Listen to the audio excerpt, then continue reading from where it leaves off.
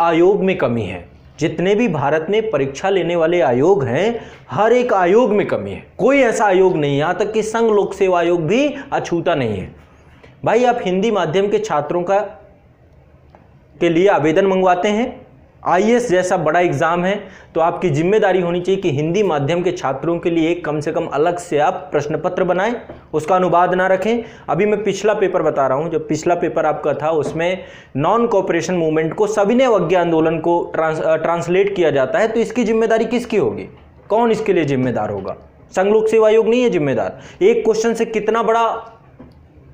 कितने बच्चों का रिजल्ट रुक सकता है।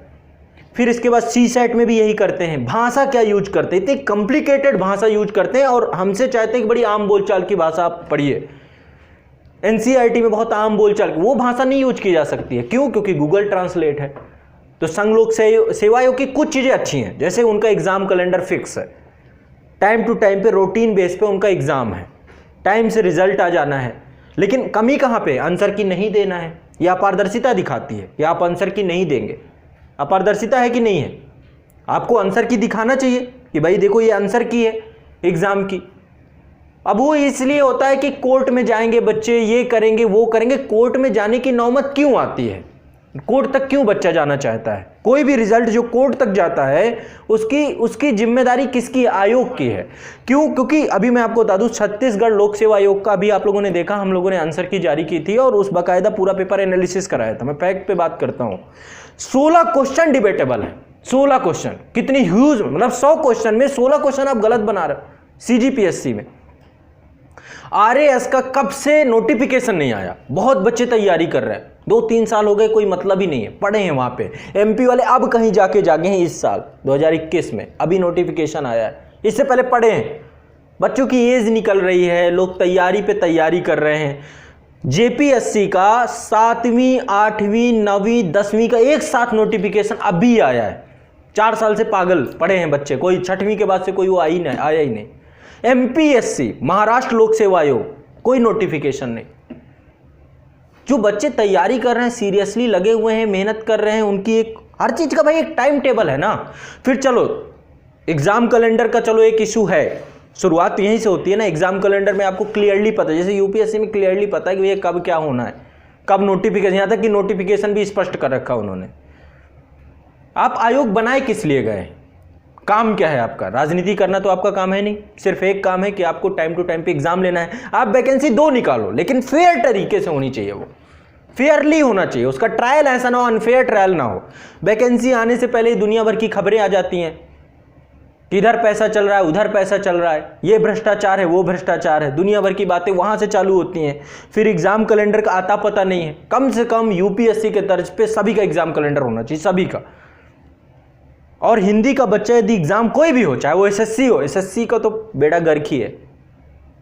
तो सेंट्रल गवर्नमेंट की इतनी बड़ी संस्था है, सबसे बड़ी जिम्मेदारी इसी को दी गई, स्टाफ सिलेक्शन कमीशन को। यूपीएससी के बाद देखें तो बहुत बड़ी संख्या में छात्र जो तैयारी कर रहे हैं, एसएससी में तैयारी कर रहे हैं। यहां तक सुनने में मिल रहा है कि बच्चों के 200 में 200 नंबर हैं। 200 में 200। अब क्या करें इसके अलावा? इसके बाहर कहां जाएं? इसके बाद भी ये नॉर्मलाइजेशन, ये स्केलिंग का एक मुद्दा है। आप यूपीपीएससी में एग्जाम दोगे, आपको खुद पता चलेगा, स्केलिंग का इशू है। वहां पे स्केल कर देंगे, आपको पता चला ऑप्शनल में आपके आए 250 नंबर, पता चला बचे 170। ये फार्मूला नहीं होने चाहिए यूपीएससी जैसे फार्मूला। यूपीएससी बहुत क्लियर एंड कट है, वहां पे ये सब चीजें नहीं है। तो ये सब करप्शन के तरीके हैं। उत्तर प्रदेश लोक सेवा आयोग की इससे बहुत बड़ी बुरी दुर्दशा थी। आपको पता है बीच में परीक्षा नियंत्रक और दुनिया भर का आपने देखा था, जब पूरा मामला चला था। 2016 से पहले की जितनी वैकेंसियां, सब पे तो जांच चल रही है, ठीक है। 2016 चूंकि मैंने खुद दिया था, रिजल्ट आते आते 2018 हो गए। 2017 में पेपर लीक हुआ था, 2017 में पूरा का पूरा। फिर अभी जब से थोड़ा बहुत ये रेगुलरिटी है, लेकिन पिछले साल का आप रिजल्ट देखोगे तो उसमें टॉप तमिलनाडु के लोग कर रहे हैं, हरियाणा के लोग कर रहे हैं, इधर उधर से टॉप कर रहे हैं। हिंदी मीडियम के बच्चे इस साल थोड़ा सा रिजल्ट टाइम से भी आए, थोड़ा बेटर है कंडीशन। लेकिन कहने का बस मतलब ये है कि ये रेगुलर होना चाहिए, कंटिन्यू होना चाहिए। और इसकी जिम्मेदारी किसकी होनी चाहिए? आयोग की। अब दिक्कत कहां पे है? दरअसल इसको मुद्दा ही नहीं माना गया, शिक्षा व्यवस्था को मुद्दा नहीं माना गया। आपको मैं बहुत बेसिक से बताऊं, 10वीं क्लास से आप लोगों के ऊपर एक दबाव होना चालू हो जाता है। 10th क्लास में आप लोगों के ऊपर प्रेशर था कि नहीं था? मेंटली प्रेशर वहाँ से चालू होता है। वहाँ पर भी आप 3-4 चीज़ें सुनने को पाते हैं। पहली चीज़, बहुत सारे बच्चे पैसे लगाते हैं, देखते हैं आप, यहाँ तक कि सेंटर अलॉटमेंट पे भी चलता है। और कहाँ से चालू होता है पता है? जब आपके फिजिक्स, केमिस्ट्री, बायो के प्रैक्टिकल चालू होते हैं, वहाँ पे भी पैसा लिया जाता है आपसे। स्कूलों में पैसा चलता है वहाँ पे बाकायदा। लैबों में काम नहीं करवाया जाता, वहाँ पे इक्विपमेंट नहीं होते, चाहे प्राइवेट हो चाहे सरकारी हो, और बाकायदा खूब फीस वसूली जाती है लैब के नाम पे। और इसके बाद जब प्रैक्टिकल का टाइम आता है, बच्चे से पैसे लिए जाते हैं। 12th में भी यही कहानी होती है। 30 नंबर का शायद मेरे ख्याल से प्रैक्टिकल यूपी में, मुझे जो जानकारी है, 30 नंबर में 30 नंबर भी बच्चों को मिलते हैं जो कोचिंग कर रहे होते हैं उन टीचरों से।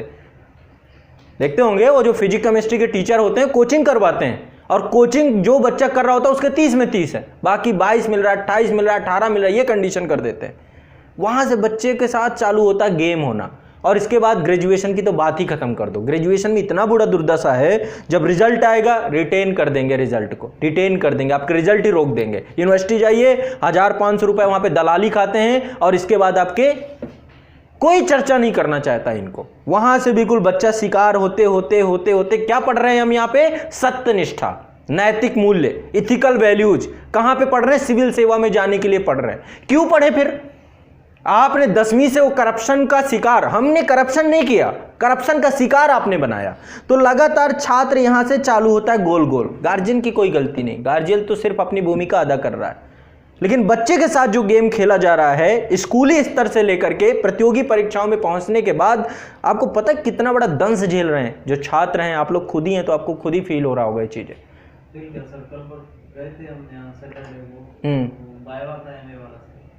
वहाँ पहुंचे तो बोले कि जनरल साहब नहीं आ रहे, किराया। अच्छा, कहाँ था आपका? बताइए। यूनिवर्सिटियों की तो हालत छोड़ दो, कुछ पर्टिकुलर यूनिवर्सिटी देश की रेपुटेटेड छोड़ दे तो बाकी तो सबका बेड़ा गर्क है। बिहार में दरभंगा यूनिवर्सिटी है, बुंदेलखंड में जो है बुंदेलखंड यूनिवर्सिटी है, या फिर ये जो अवध प्रदेश की यूनिवर्सिटियाँ हैं, इधर की यूपी की तो मतलब सबकी बुरी इधर दुर्दशा है, पता ही नहीं चलता। एंट्रेंस एग्जाम तक में धांधली होती हैं। समझिए क्या स्थिति हमने बना के रख दी है और इनकी जिम्मेदारियां क्या हैं। फिर ये जो आयोग में बैठे हुए लोग हैं, ये 100 क्वेश्चन सही नहीं बना सकते। कितने योग्य लोग बैठाए गए, मतलब बताइए, 100 क्वेश्चन आप सही बनाने की एबिलिटी नहीं रखते तो आप आयोग के किस बात के चेयरमैन हैं, किस बात के आयोग के सदस्य हैं? 100 क्वेश्चन की एबिलिटी नहीं है, कैसे प्रमोशन हुआ होगा? कैसे आप वहां जाके बैठे हुए होंगे? या जानबूझ के आप 5, 6, 10 क्वेश्चन गलत देते हैं, या तो जानबूझ के पूरा गेम खेला जाता है ना। और फिर जब ये पूरी कहानी होती है 100 क्वेश्चन बना पाने की इनकी, फिर इसके बाद रिजल्ट का पेंडिंग होना, फिर बच्चा कोर्ट नहीं जाए तो क्या करे बताओ? सुप्रीम कोर्ट कोई तमाशा लगा है? अभी यूपी में वैकेंसी थी 69,000 में, कितना लंबा ड्रामा हुआ उसमें, इस आयोग उस आयोग। और अब एक नई कहानी इन्होंने चालू कर दी, पता है? ये जो CET चालू हुआ, कॉमन एलिजिबिलिटी टेस्ट, और ये जो आपका PET चालू किया कि हम प्रीलिमिनरी एलिजिबिलिटी टेस्ट पहले ही ले लेंगे, टीचर में पहले ही ले आए थे, वैकेंसी का कोई अता पता नहीं होगा। ये आप लोगों से रेवेन्यू जनरेट करने का सबसे खतरनाक तरीका है कि हम 6 महीने, हर 6 महीने में एग्जाम लेंगे, और आपका होना क्या है, हर 6 महीने बाद आप एग्जाम दोगे, हर बच्चा 2-2, 3-3 बार यहाँ बैठेगा, फिर वैकेंसी आएगी तो देखा जाएगा। लेखपाल के बच्चों के साथ कितना बड़ा, अभी लेखपाल का जो चालू हुआ पूरा का पूरा, पहले लीक कराया गया पेपर में कि वैकेंसी आने वाली है, और उसके बाद आप PET ले आए। अब 2 चरणों में हो गया कि नहीं हो गया? पहले PET क्वालिफाई करेगा सारा बच्चा, अब PET क्वालिफाई करने के बाद इसके बाद फिर लेखपाल में, तो 2 चरणों में आप पैसा लोगे। वहां पे फिर पेपर, वहां भी गलत करना है। अभी मैं CG का बता रहा हूं, CG के बच्चे मेरे साथ लगातार संपर्क में हैं।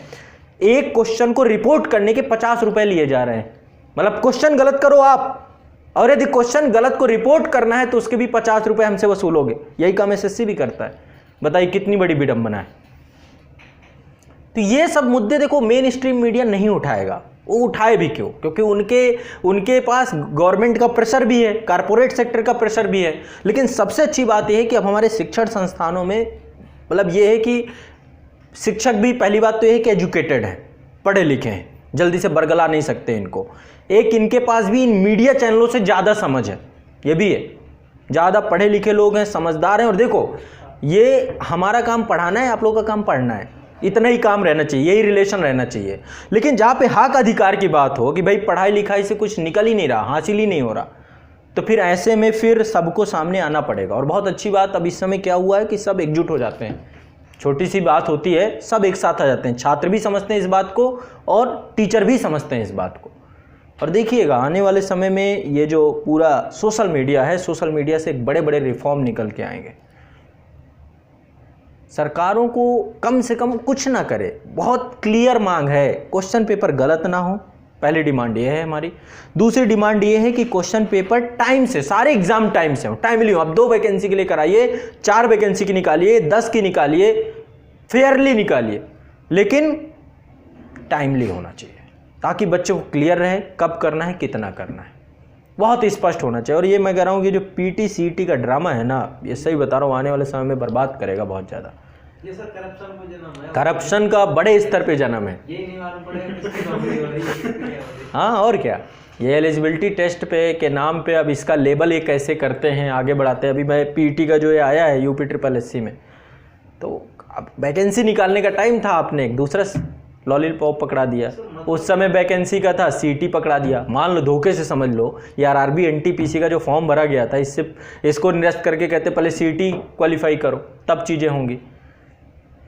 आपको स्कूलों की बात करूं, जहां से मैं पढ़ा हुआ हूं, वहां पे भी एडहॉक में टीचर पढ़ा रहे हैं। गवर्नमेंट स्कूल के बाद भी इतने एडहॉक में 2000, 2500, 3000 में टीचरों को एडहॉक में पढ़वा रहे हैं। जबकि टीचरों की जो सरकारी टीचर है उनकी कितनी सैलरी वहाँ पे 40,000, 50,000, 60,000, 2,500-3,000 में, ताकि काम चल रहा है, कोई दिक्कत नहीं है, खाली पड़े हैं वैकेंसी। वो टीचर बाहर जाके फिर क्या करे? 2,500-3,000 वाला टीचर कोचिंग नहीं पढ़ाएगा। पूरी तरीके से व्यवसायीकरण गवर्नमेंट ही करना चाहती है, इनका ही पूरा मोटिव बन चुका है। अभी मैं आपको बताऊं, बहुत सारा गड़बड़ किया इन्होंने। DRDO को अब फंड नहीं जारी किया जा रहा, DRDO डिमांड कर रहा है इस समय। क्यों? प्राइवेट कंपनियां बहुत सारी आ चुकी हैं, इंटर कर चुकी हैं, L&T इंटर कर चुकी है, आपकी रिलायंस डिफेंस इंटर कर चुकी है। यही चीज़ BSNL के साथ हुआ, उसको इम्प्रूव नहीं किया गया, जियो बड़ा बन गया। अब जो हमारे डिफेंस सेक्टर में बहुत सारे प्राइवेटाइजेशन के नाम पे, वहाँ पे भी यही किया जाएगा। एयर इंडिया के साथ भी यही किया गया, उसे इम्प्रूव नहीं किया गया। कहाँ से लॉस में नहीं जाएंगी ये? क्यों नहीं लॉस में जाएंगी भाई? आपकी जिम्मेदारी है ना, यहाँ पे इतनी सैलरी लेकर के लोग बैठे हुए हैं, काम कर रहे हैं, तो उसको पूरा प्रबंधन का काम किसका है? तो स्थिति बहुत डावाडोल ये सरकार करके रख चुकी है, सही बता रहे हैं। अब पानी सर से ऊपर जा रहा है और देखिएगा चीज़ें बदलेंगी, बदलनी पड़ेंगी इनको। मुद्दा यह है कि बदलेंगी नहीं, पूरा चेंज ही करना पड़ेगा। रेवोल्यूशन का मतलब यही होता है, क्रांति का मतलब समझते हैं ना, ये एक आंदोलन नहीं है, रेवोल्यूशन का इरा चल रहा है। हर क्षेत्र में प्रॉपर चेंज होगा इंडिया का, देखिएगा आप। 5-5 कितने 44 शिफ्ट में पेपर हो रहे हैं, 44 सर, ये तो 2-3 महीने से चल रहा है डिजिटल। हाँ, ये इसका देखिए यार, RRB NTPC में तो मतलब बड़ा हद की बात हो गई। पेपर ही चल रहा है, पेपर ही चल रहा है। समझिए कितने बड़े लेवल का करप्शन हो रहा होगा। हर जगह से खबरें आ रही हैं, यहाँ पे ये हो गया, यहाँ पे हो गया। बिहार का बताएं, BPSC का पेपर हुआ, एक पूरा सेंटर ही वहाँ पे पूरा पेपर पहले ही खोल लिया गया पेपर, ये भी हुआ। इतने बड़े स्तर की धांधली हो रही है। UP-PSC में तो ऐसे केसेस भी आए कि आपने फाइनली मेंस की कॉपी लिखी और आपकी कॉपी का पेज फाड़ा गया, किसी दूसरे का चस्पा कर दिया गया, ऐसा भी हुआ है। पूरा देखिए, पूरे वीडियो पड़े हुए हैं उसको लेकर के। इस स्तर तक गिर चुके हैं ये लोग करप्शन के नाम पे। जैसे ही आप इंटरव्यू कॉल आता है, आपके 4 फोन पहले आ जाते हैं। इंटरव्यू के नंबर बहुत न्यूनतम होने चाहिए, बहुत न्यूनतम, जिसका कोई फर्क ही ना पड़े। सारा खेल मेंस का ही होना चाहिए अब।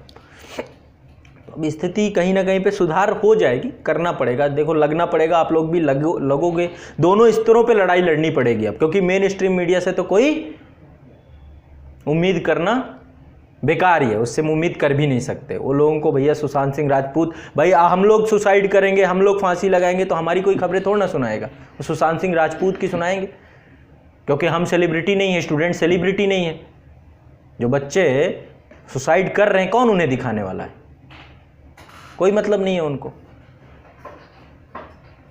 उसके बाद सेंटर बहुत डिवाइड कर दिया, उधर रोड पे सीधे डालते, होम टेस्टिंग में डाल के सर दूसरी टेस्टिंग में डालिए, सब खर्चा कम पड़ जाए, और भी समस्या है, इतनी दूर तक जा रहा है। BPSC में देख लो, इस बॉर्डर को उस बॉर्डर पे, उस बॉर्डर को इस बॉर्डर पे, बहुत बच्चे तो देने ही नहीं गए इसी कारण से।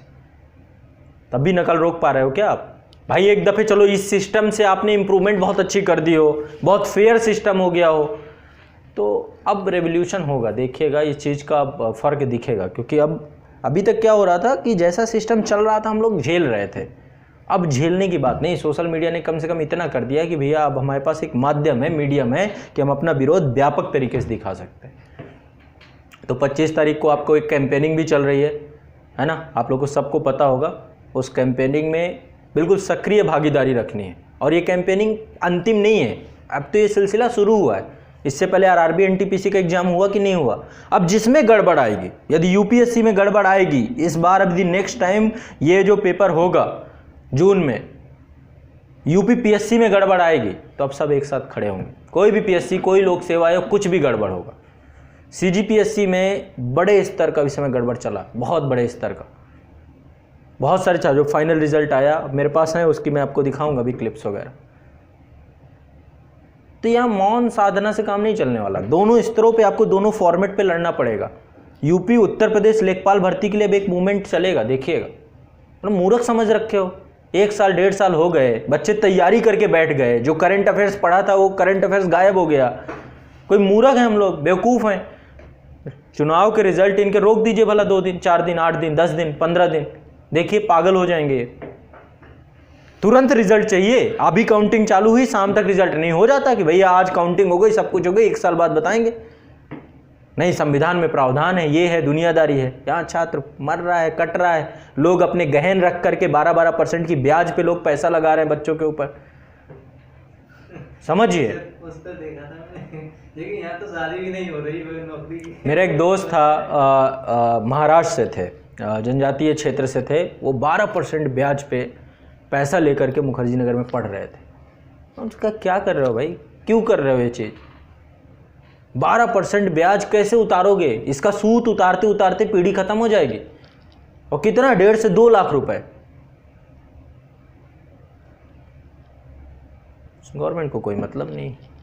आप चाहे जितने भी अब कैपेबल, योग्य हों, कुछ भी हों, लेकिन अब जो इस समय दौरान ईरा चल रहा है ना, ये ईरा बेहतर नहीं है। इस ईरा में रोजगार धीरे धीरे खत्म हो रहा है। अब मैं आपको एक मजे की बात करूं, ये तो चलो हम लोग की बात हो गई, स्टूडेंट की बात हो गई। कोरोना काल था, रोजगार कितने बड़े स्तर का छीना सबने देखा। जो लोग दिहाड़ी मजदूरी कर रहे थे, मैंने यहाँ पे एक मलिन बस्ती है, बहुत जल्द आप लोगों को मैं इन्वॉल्व करने वाला हूँ उसमें। इन्वॉल्वमेंट कैसे होगा, यहाँ पे ही संडे को हम क्लास चलाएंगे, वो बच्चे पढ़ने आएंगे, तो एक एक की मैं ड्यूटी लगाया करूँगा, एक संडे को एक संडे को एक 1-1.5 घंटे आप लोग पढ़ाएंगे। 200-300 बच्चे जो हम लोग अभी पहले पूरा लिस्टिंग बना लें, फिर यहीं बुलाएंगे अपने सेंटर पे ही। संडे को संडे खाली रहता है तो आप लोग करेंगे उस पर काम। तो यहाँ पे इतनी बुरी स्थिति हो गई, बहुत सारे लोग तो झुग्गियाँ छोड़ के चले गए, बहुत सारे लोग अभी हैं इसमें। मैं जब लॉकडाउन वाले में था, 100 लोगों का परिवार था, 100 में 18 भी मुश्किल से बचे। अब मैं अगेन काउंटिंग करने के लिए जाऊँगा तो पता चलता है, अब कुछ लोग लौट भी रहे हैं, वापस आ रहे हैं। तो कहानी अब इस स्तर की है कि चलो ये खत्म हुआ, ठीक है, हम किस मुद्दों पर लगे हुए हैं। देखो मुद्दे मैं आपको बता रहा हूँ, कोरोना के बाद सबसे बड़ा इशू होना चाहिए कि, और जो प्राइवेट कंपनियों ने 18,000 कोई कंपनी निकाल रही, वो कंपनी इतने, मतलब 13-14 करोड़ के आसपास रोजगार कम हुआ। तो इस समय सबसे बड़ा मुद्दा क्या होना चाहिए? रोजगार सृजन ही तो होना चाहिए कि अब कैसे हमें देश को रिवाइव करना है। हम किन मुद्दों पर लगे हुए हैं, किन मुद्दों पे लग? किसानों के साथ क्या हो रहा है बताओ? कितने किसान जो है इस समय फसल की कटाई चलने वाला टाइम आने वाला है, फसल की कटाई होगी, पड़े हुए हैं, कोई मतलब ही नहीं है सरकार को। समझिए, फर्क थोड़ा ना पड़ रहा है कोई भी। अब ये ईरा बेरोजगारी का सबसे चरम स्थिति है, इतिहास याद रखेगा इस चीज को। कोरोना काल पे जो हुआ उसके बाद सरकार का रिएक्शन क्या रहा, सरकार ने रोजगार सृजन के नाम पे किया क्या है बताइए, क्या किया है रोजगार सृजन के नाम पे? अरे प्राइवेट सेक्टर के लिए ही कर देते। प्राइवेट सेक्टर में इतने बड़े स्तर की जॉबें गई हैं, मजदूर, दिहाड़ी मजदूर, अकुशल मजदूरी, बहुत बड़े स्तर पे ये बेरोजगारी बढ़ी है, प्रच्छन्न बेरोजगारी बढ़ती चली जा रही है। यहाँ पे जितने भी एग्जाम है वहाँ पे बड़े स्तर की इस तरह की घटनाएं आ रही हैं। तो फिर इन सब के लिए सामूहिक जिम्मेदारी सरकार की बनती है। और किसकी बनेगी बताइए? किसके नाम पे आपने वोट लिया है? किसके नाम पे वोट लिया है भाई? यदि आप चौकीदार थे तो फिर चौकीदारी से ही तो हम बोलेंगे कि भाई चोरी हो रही है। बताओ किससे बोलोगे जाके? चौकीदार से ही तो बोला जाएगा कि चोरी हो रही है। तो बड़े स्तर का गड़बड़ चल रहा है, बहुत बड़े स्तर का गड़बड़, मतलब इससे बुरी कहानी कुछ नहीं है देश में। और जनसंख्या बहुत तेज़ी से बढ़ रही है, एजुकेटेड पर्सन बहुत तेज़ी से बढ़ रहे हैं। आप लोग BA कर रहे हैं, MA कर रहे हैं, PhD कर रहे हैं, पढ़ रहे हैं एक तरफ से। अब बताइए PhD के बाद हम पकौड़ा तलें या पंचर की दुकान खोलें, पढ़ कर पाएंगे? प्राइमरी बताओ, PhD वाले प्राइमरी चपरासी का फॉर्म भर रहे हैं। और या फिर जैसे झुग्गियों में यहाँ पे लोग शराब पिए हुए पड़े हुए हैं, क्या करें वो? मैं कल रात को लगभग 11:30 बजे यहाँ से गया हूँ, तब उसके बाद आपने देखा एक वीडियो मैंने बनाया था। तो जब मैं यहाँ पे था कल रात 11:30 बजे तक यहीं था, बैठता हूँ मैं उनके पास। उनका भी बहुत चीज़ें, बहुत टाइम लग जाएगा, पता नहीं कैसे मैं ब्रेन वॉश कर पाऊँगा, नहीं कर पाऊँगा। एक डॉक्टर भी मैंने यहाँ पे बैठा दिया, ठीक है, ताकि जो हो सके। अभी MMG में बात हो रही है कि यदि कोई स्वैच्छिक तौर पे और तैयार हो जाते हैं तो दवा गोली का थोड़ा इंतजाम हो जाए। बहुत बुरी कंडीशन है, मतलब रोना आता है। लोग नशेखोरी में फंसे हुए हैं। क्यों ना फंसे? उनके पास कुछ रचनात्मक कार्य नहीं है। ये नहीं एलिजिबिलिटी नहीं है, बहुत एलिजिबिलिटी है, लेकिन उनको दो तो उनकी योग्यता के अनुसार काम। कहाँ है अवसर बताइए? किस क्षेत्र में है अवसर? है ही नहीं। युवाओं को लेकर एक व्यापक नीति चलनी चाहिए। चाइना ने किया ये काम, उन्होंने करके दिखा दिया इतनी बड़ी जनसंख्या में। उन्होंने रोजगार दिया है, रोजगार सृजन किया। आज इसीलिए पूरे विश्व की एक्सपोर्ट इंडस्ट्री बन के बैठे हुए हैं, विश्व को दे रहे हैं। हमारे यहाँ पे क्या है? वही हिंदू मुस्लिम, वही सांप्रदायिकता के मामले। भारत इसी में फंसा हुआ है। अभी कल के दिन फिर कोई हिंदू मुस्लिम का मामला आ जाएगा, आप लोग फिर आपको प्रॉब्लम सॉल्व दिखेंगे। हम ही पागल हैं, सरकारें पागल बना रही हैं। सामूहिक बहिष्कार होना चाहिए बड़े स्तर का। कहानी बहुत गलत कर रहे हैं, मतलब बहुत गलत है छात्रों के साथ। और ये जितने भी आयोग है ना, मैं तो कहता हूँ कि इनमें से कुछ आयोगों को ख़त्म कर दो, पूरी तरीके से ख़त्म करके या तो UPSC को सौंप दो। जितने भी स्टेट PSC हैं कुछ दिन का ख़त्म करो। किस काम के भाई? ये संयुक्त तो लोक सेवा आयोग बनाओ। लोक सेवा आयोगों में जो अध्यक्ष के पद पे बैठे हैं कुछ राजनीतिक लोग बैठे हुए हैं। पता चला पहले कभी चुनाव लड़े, फिर वहाँ पे आयोग के अध्यक्ष बने बैठे हैं। ये लोग भला करेंगे? इन्हें पता भी है सिलेबस क्या है। MPPSC का सिलेबस उठा के देखो, शर्म आएगी आप लोगों को कि किसने सिलेबस बनाया है। मध्य प्रदेश लोक सेवा आयोग का सिलेबस उठा के देखो, किस दिन दिखाऊंगा आप कहोगे कि इन्हें पता ही नहीं सिलेबस कैसे बनाते हैं। एक एक टॉपिक को 2-2, 3-3 यूनिट पे रखना, कहां पे क्या शब्द यूज करना है। आप दर्शन शास्त्र यूज करने से दर्शन शास्त्र के टॉपिक भी तो डालो, लोक प्रशासन के टॉपिक भी तो डालो, मनोविज्ञान के टॉपिक भी तो डालो। मतलब लगता है यार कैसे लोग बैठे, मतलब अजीब सा फील होता है कभी कभी। वो लगता है क्या कर रहे हैं, सिलेबस ही नहीं पता है इनको। कॉपी करते हैं इधर उधर से, UPPSC को सीधा कॉपी, कट कॉपी पेस्ट। इन्हें पता नहीं कि उत्तर प्रदेश की क्या चुनौतियां, क्या चैलेंजेस है। नहीं, IAS का बढ़िया आसान सा सिलेबस था, बढ़िया सिलेबस है, बड़ी बाहुबाही वाला, वही को कॉपी कर लो, कट कॉपी पेस्ट कर लो, वही सिस्टम अपनाना है। अपने तरफ से भी तो कुछ मेहनत करिए। उत्तर प्रदेश की भी तो कुछ चुनौतियां, चैलेंजेस हैं, उसको सिलेबस में नहीं लाओगे तो कहाँ लाओगे? तो डिफिकल्ट बनाने से थोड़ा ना चीजें होंगी कि डिफिकल्ट कर देंगे बच्चों को। तो ये जो पूरा एक सिलसिला चला है ना, अभी ये सिलसिला जब तक चीज़ें पूरी ना हो जाए, अभी ये चरणबद्ध तरीके से देखो, इसे भी चलाना पड़ेगा, नहीं तो ये हमसे ज़्यादा साथी रहें। ट्विटर में #मोदी रोजगार दो, मुझे नहीं लग रहा कि ये ट्रेंड हो पाएगा। हम लोग सामूहिक पे, क्योंकि इनका IT सेल हमसे ज़्यादा मजबूत है। यदि थोड़ा सा भी कमज़ोर हो गए, थोड़ा सा भी शांत रह गए, हुआ होने के बाद देखिए क्या क्या चल रहा है, फालतू की चीज़ें ट्रेंड हो रही हैं इस समय। अब तो धीरे धीरे ट्विटर का अल्टरनेटिव भी ला रहे हैं, क्योंकि ट्विटर पे तो कंट्रोल कर नहीं सकते। अब तो मैं देख रहा हूँ, हाँ, कम्युनिकेशन मिनिस्ट्री मंत्रालय के ऐड चल रहे हैं कि भैया अब हम तो आ गए, आप भी आ जाओ। अल्टरनेटिव बना रहे हैं, क्योंकि भाई उस पर तो रेगुलेशन हो नहीं पाएगा। तो ऐसे में एक व्यापक छात्र आंदोलन अब होगा, और देखिएगा सभी को लगना पड़ेगा। और हमारे पास डिजिटल माध्यम है, ज़रूरत नहीं है अब सड़कों में उतरने की। और सबसे बड़ी चीज़ है कि आपके लीडर जो हैं वो इंटेलेक्चुअल हैं, समझदार हैं, उन चीज़ों को समझते हैं, गहनता से समझते हैं। इसलिए इसमें नेतृत्वहीनता का भाव नहीं आएगा कभी भी। ये बोल पाएंगे भला 2 शब्द, मीडिया डिबेटेड में बुला दें, भला बुला के बैठाएं, 2 शब्द बोल पाएं। CSAT आंदोलन हुआ था, विकास सर बैठे थे, उनके सामने कोई बोल पाएगा? क्यों बोल, क्या इनको पता क्या है, जानकारी क्या है? सिर्फ वही लल्लो चप्पो 4-6 बातें आती हैं बस। कोई भी राजनीतिक पार्टी का प्रवक्ता आके बात करे, 2 मिनट में पोल खुल जाएगी कि कितनी जानकारी है, कितने एजुकेटेड पर्सन है। क्योंकि हमारे पास नेतृत्व तो बहुत अच्छा है, हम लोगों ने यही किया है, यही काम कर रहे हैं, है ना। क्या एनालिसिस करेंगे ये लोग? कितना एनालिसिस कर पाएंगे? एनालिसिस ही करवा रहे हैं पिछले 5 साल से 10 साल से, एनालिसिस पे ही काम चल रहा है। ये आज रिसर्च करते हैं, हम रात दिन रिसर्च करके बैठे हुए हैं चीज़ों का। ये सिर्फ भारत के बारे में जानते हैं, पूरे विश्व से कंपेयर करके दिखा देंगे ये कहाँ पे क्या चल रहा है।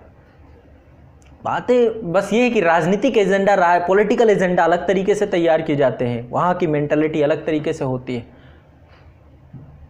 सहयोग करने के लिए सब खड़े हैं। इस गवर्नमेंट से बहुत उम्मीदें थी, मतलब इतनी उम्मीदें मैंने खुद वोट दिया, मैं आपको आज बता रहा हूँ।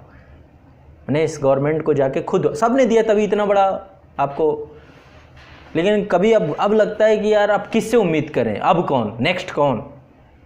शासन वर्सेस ब्यूरोक्रेसी में किस तरीके से चीज़ें ढुलमुल रवैये की तरह चल रही हैं। ब्यूरोक्रेट्स भी पता नहीं किस तरीके का दिमाग दे रहे हैं इन लोगों को, जबकि इसी प्रोसेस से निकल के जाते हैं, इसी प्रोसेस को और गंदा बनाते चले जा रहे हैं। यहाँ पे स्टूडेंट हैं, लोगों की समस्याएं हैं। भारत हमारा इतनी पर कैपिटा इनकम नहीं है, इतने पैसे नहीं है लोगों के पास।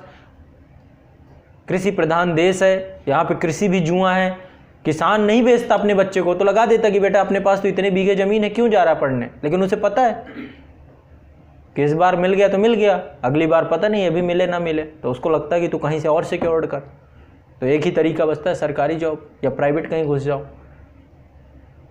और क्या है दूसरी अपॉर्चुनिटी। वैसे देखो, ये जो गवर्नमेंट जॉब है ना, ये भारत का भला नहीं कर पाएगी। कितने गवर्नमेंट रोजगार सृजन करेगी? भारत के भला करने के लिए जरूरी है इंटरप्रेन्योर कल्चर। जो स्किल इंडिया है ना, दुनिया भर के प्रोग्राम चल रहे हैं, स्किल इंडिया प्रोग्राम कहाँ है? धरातल में दिखाओ। हमारे ऊपर ही चलता है प्रधानमंत्री दुनिया कल्याण योजना, क्या है इसमें बताइए, जाके ऊपर देख के आइए आप लोग क्या हो रहा है। आपके बारे में पूछा, क्या कर रहे हैं लोग बताइए, क्या कितना रोजगार दे देंगे? सब कागजों में इनके पास जाइए, आपको 800 बच्चे हैं कि दिखा देंगे कि देखो इतने बच्चों को हमने ये कर दिया वो कर दिया। क्या रोजगार, कुछ पता ही नहीं। मैं गया हूँ 3-4, एक बार गया था बहुत पहले कि भाई आपने कितने स्किल्ड लोग किए, शायद अभी इनको जानकारी नहीं होगी। एक बार मैं स्टिंग ऑपरेशन टाइप में कर चुका हूँ। यहाँ पे लगभग जितने आपके, कुछ नहीं इनके पास डेटा। एक स्किल, एक टाइपिस्ट मांगने चले जाओगे नहीं दे पाएंगे, एक कंप्यूटर स्किल्ड पर्सन दे दोगे नहीं हम दे पाएंगे। कर ही नहीं रहे, सब पैसा फेंका जा रहा है, बहाया जा रहा है, सरकार का पैसा है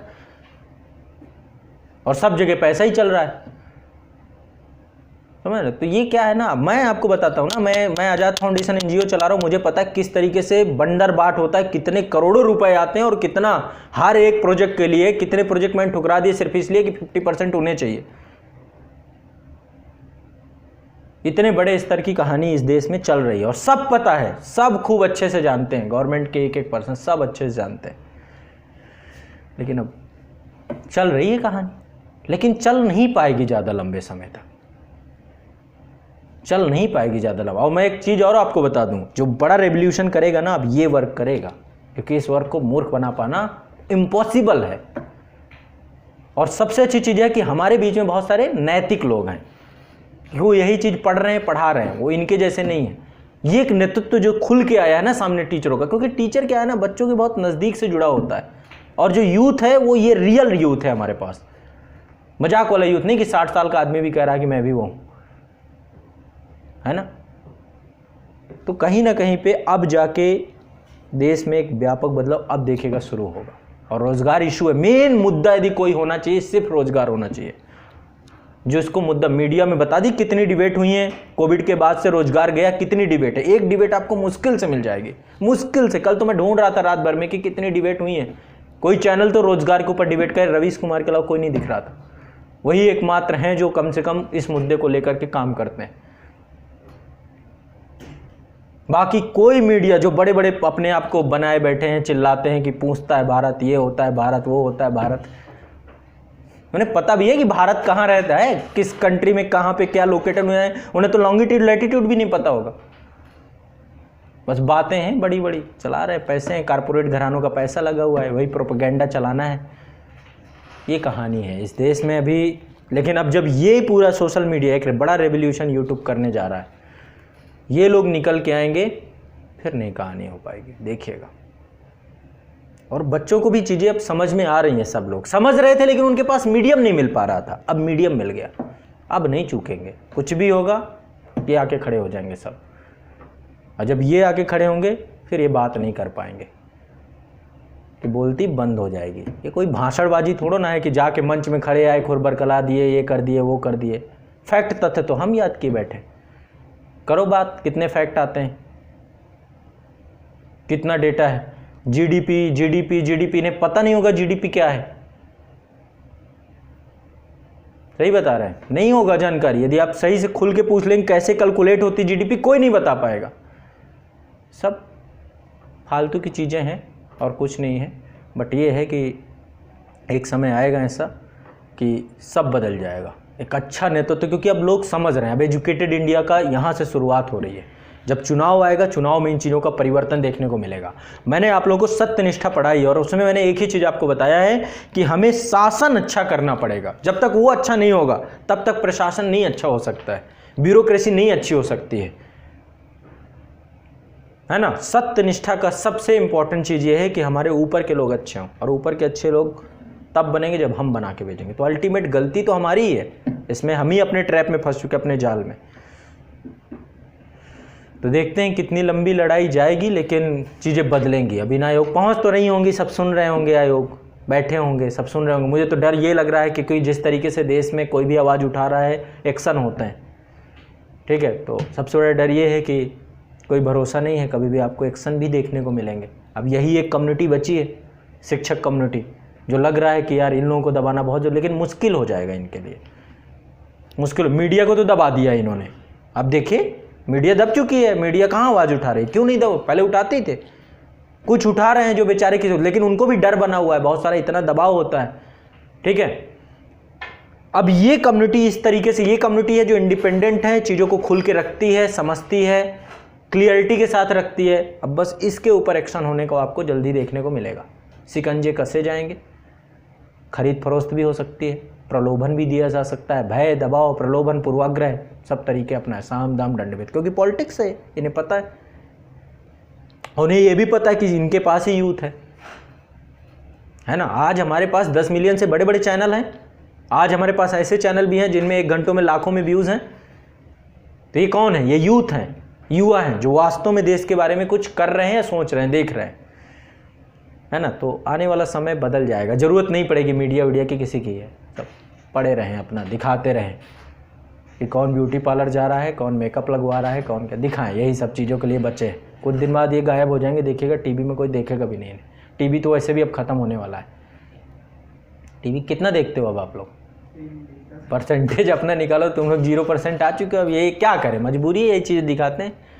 अब नहीं देखते सब, अब यूट्यूब मोबाइल का युग है ना। चलिए चलते हैं, शुरुआत करते हैं।